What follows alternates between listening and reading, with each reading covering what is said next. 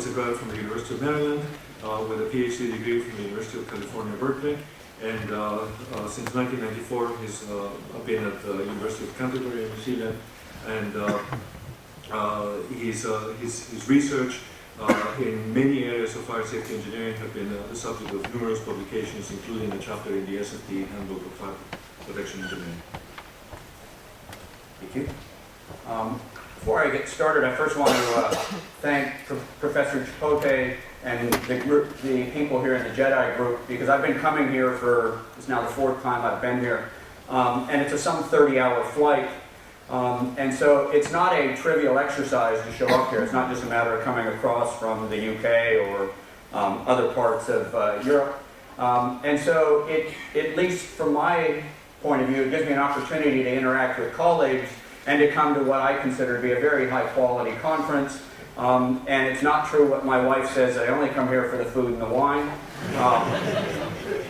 And I do explain to her about the conference, and she is a fire engineer, and I invite her to read the proceedings, but I just seem to talk more about the food and the wine, so that's, I think, why she picks up on that.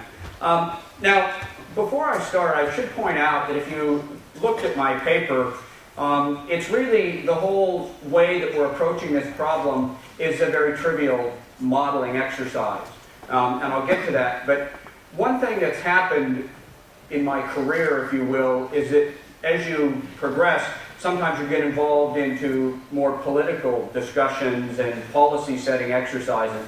And in my particular case, I'm now doing a reasonable amount of work with the Department of Building and Housing in the area of building regulation. And we've just finished a verification method for our performance-based design that's now out for public comment. But we are now starting to look from a research point of view of where we think building design will go into the future. And at least in my opinion, we will go toward more probabilistic-based assessments using various models that are a coupling of probabilistic analysis along with deterministic analysis. And for the time being right now, with the computers we have, because consultants want an answer yesterday, they will often wait 24 or 48 hours. But to expect them to wait for 2 to 4 weeks or something for a detailed CFD analysis, let alone try to do that in a probabilistic way, is just simply not tolerable to them.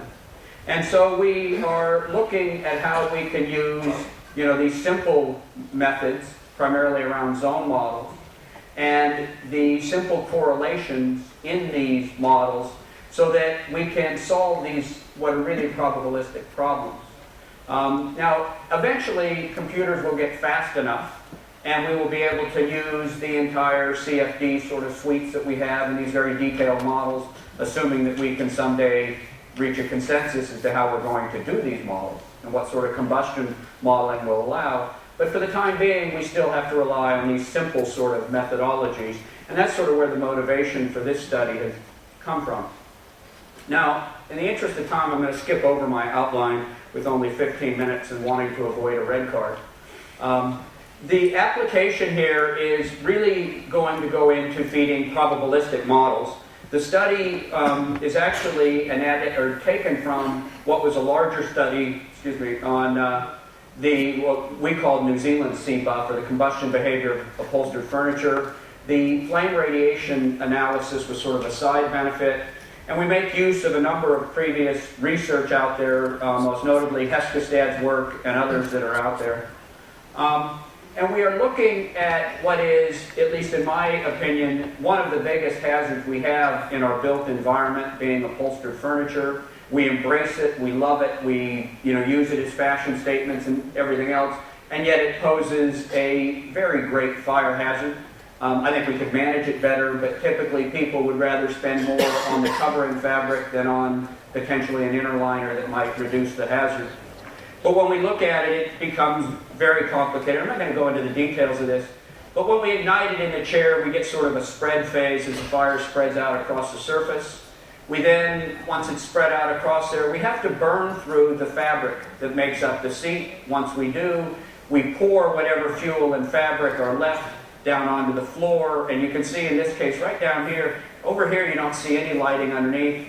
Here we've just started to burn through the seat, and we end up with a very light flame seen under there, and then we get a second growth in our heat release rate, or we get our initial growth phase, we sort of enter into our burn through phase where we have sort of a quasi-steady heat release rate, and then once we burn through we get an increase in the heat release rate, sometimes several times what we have down here, and then we enter into a burnout phase down here. Well, these are the sorts of flames that we're trying to model in a very simple way, and hopefully a very accurate way.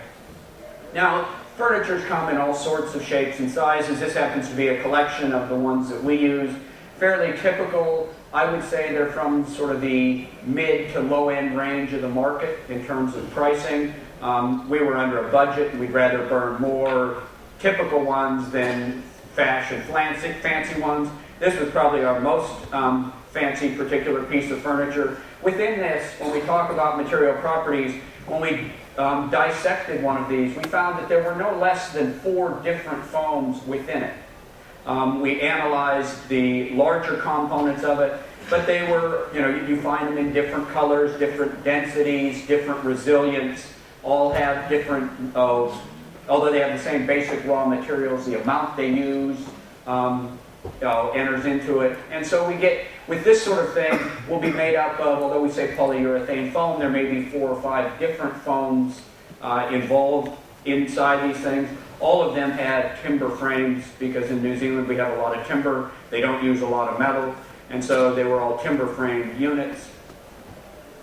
In terms of what we did, we then took these into the laboratory, threw them under our oxygen depletion furniture calorimeter, threw on some extra measurements. We had a series of thermocouples that are located here. They're suspended on wires, and the wires are on springs so that they stay pretty much in the same location. So there's a wire suspended across here. The thermocouple is then attached to that wire, and having it on a spring over here keeps it tight and in the same location, so that as the wire slightly expands, the spring keeps a fairly uniform tension on it and it stays in a place where we like it.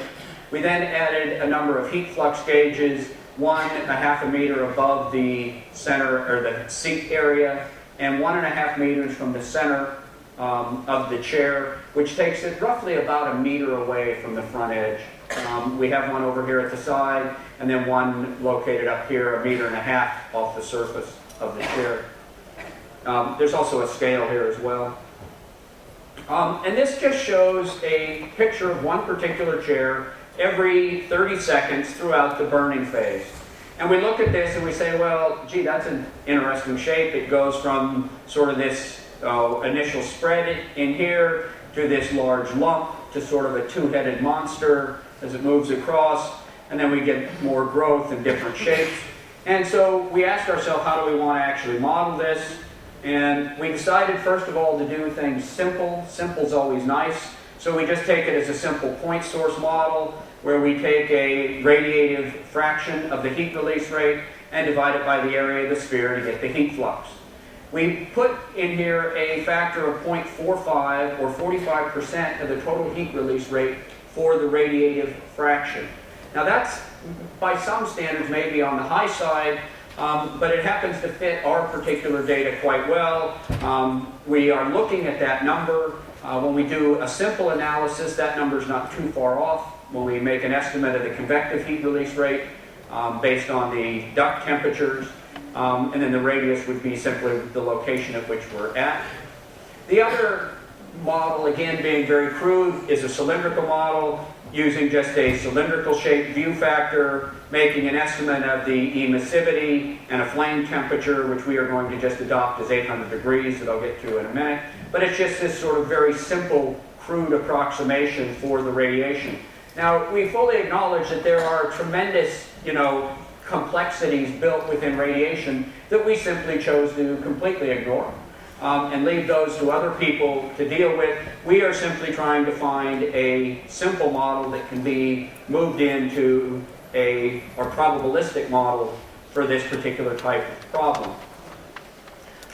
In terms of the height of our cylinder, we start with just Heskestad's formula, where he has a total heat release rate within it, as well as a diameter. The diameter we simply take from the heat release rate and divide